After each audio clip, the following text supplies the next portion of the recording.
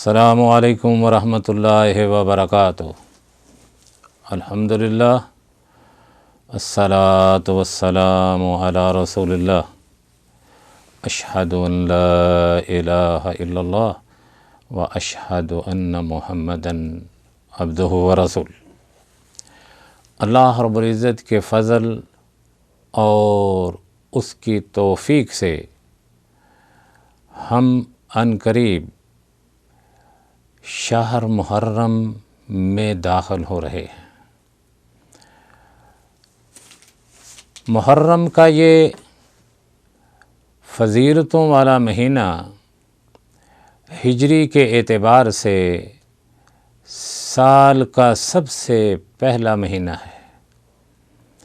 اسلامی کیلنڈر کے اعتبار سے اس سال کی ابتدا محرم کے مہینے سے ہوتی ہے۔ اللہ رب العزت نے اپنی مقدس کتاب قرآن المجید والفرقان الحمید کی سورۃ توبہ کی آیت نمبر 36 میں مہینوں کا ذکر کیا جن کو اشہر المحرم کہتے ہیں، اشہر الحرم کہتے ہیں۔ اللہ رب العزت فرماتے ہیں کہ ان عدت شہور عند اللہ، کہ اللہ رب العزت کے ہاں مہینوں کی تعداد 12 ہے، اور یہ اس وقت سے کہ جس وقت سے اللہ رب العزت نے آسمانوں اور زمین کو پیدا کیا۔ منہا اربعۃ حرم ذالک الدین القیم، اور اس میں سے 12 وہ ہیں جن کو اشہر الحرم کہتے ہیں۔ ان کو اشہر الحرم اس لیے کہتے ہیں کہ ان مہینوں میں جاہلیت کے دور میں بھی مشرکین مکہ اور اس سے پہلے لوگ قتال کو روک دیا کرتے تھے، اس لیے اللہ رب العزت نے ان کو فضیلت عطا کی، اور ان میں ایک محرم کا مہینہ ہے۔ محرم کا مہینہ اپنے فضل کے اعتبار سے بہت ہی اعلیٰ اور افضل مقام رکھتا ہے۔ ہم سوچتے ہیں کہ شاید یہ مہینہ رافضیوں کے لیے، شیعوں کے لیے خاص ہے، انہوں نے اس مہینے پر قبضہ جما رکھا ہے۔ جو اشہر المحرم ہیں، اشہر الحرم، ان میں سب سے پہلے ہے ذوالقعدہ، ذوالحجہ، محرم اور رجب، جو رمضان سے پہلے آتا۔ رمضان سے پہلے شعبان ہے، شعبان سے پہلے رجب ہے۔ یہ وہ مہینے ہیں کہ مشرکین مکہ ان کی تعظیم جہالت کے دور میں، یعنی اللہ کے نبی صلی اللہ علیہ وسلم کی آمد سے پہلے بھی کیا کرتے تھے۔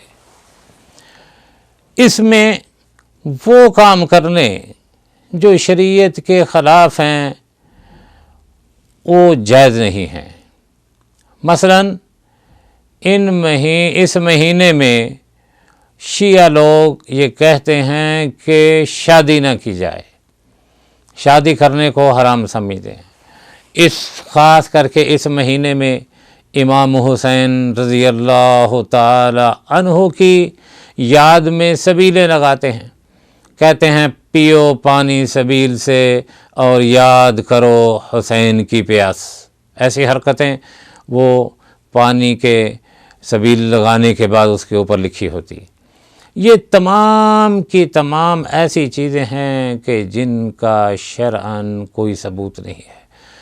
انہوں نے اس مہینے کے اوپر ایسا قبضہ جمایا، کوئی آدمی حتیٰ کہ جو اپنے آپ کو سنی کہلانے والا ہے وہ بھی شادی نہیں کرتا کہ محرم کا مہینہ ہے اس میں شادی نہیں کرنی۔ ایک دم دنیا اس مہینے میں تبدیل ہو جاتی ہے۔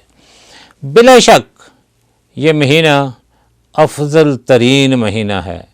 اس کے بارے میں اس کی فضیلت بیان کرتے ہوئے امام حسن بصری رحمۃ اللہ علیہ، امام حسن البصری رحمۃ اللہ علیہ کہتے ہیں کہ محرم کا مہینہ بہت ہی افضل ترین مہینہ ہے، اور ان کے قول کے مطابق یہ مہینہ تمام ان مہینوں میں اشہر المحرم میں سب سے افضل مہینہ محرم کا مہینہ ہے۔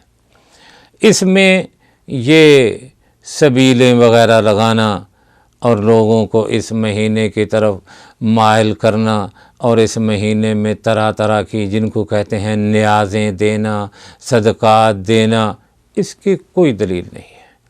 جو اس کی فضیلت ہے بے مشیت اللہ تعالی ہم اس کو آخر میں بیان کریں گے۔ تو اس مہینے میں نیکی کے کام کرنا کہ جن کے بارے میں کوئی ثبوت نہ ہو ان کو شریعت نے بدعات قرار دیا ہے۔ شیعہ ان دنوں میں تعزیت نکالتے ہیں 10 محرم کو، اور ان کا دین یہی ہے۔ 10 محرم کو گھوڑا نکالا، گھوڑے کے نیچے اوپر سے گزرے، شمشیر زنی کی، اپنے آپ کو سینہ کو بھی کی، اور چیزیں پکائیں، حلویات تقسیم کی، اور سارے سال کے لیے فنش ہو گئے۔ کیوں؟ وہ کہتے ہیں یہ سارا کچھ امام حسین رضی اللہ تعالیٰ عنہ کی یاد میں تھا۔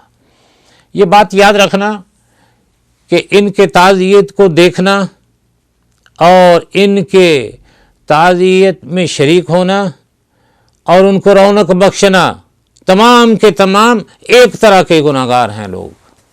قطعاً جس وقت جس طرف سے یہ تعزیہ گزرے وہاں جانا نہیں۔ کیوں؟ ان کی حوصلہ افزائی ہوتی ہے۔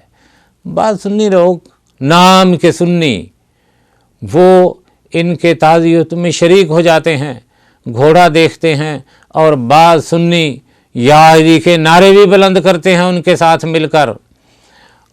ہم اہل سنت ہیں، ہم صرف نعرہ بلند کرتے ہیں تو اللہ رب العزت کا کرتے ہیں، نعرہ بلند کرتے ہیں تو اپنے رب کا بلند کرتے ہیں۔ یا علی کہنا وہ محرم کے مہینے میں ہو، 10 محرم کو ہو یا اس کے علاوہ ہو، یہ شرک الاکبر کا ارتکاب ہے۔ یا علی مدد کہنا یہ شرک الاکبر ہے۔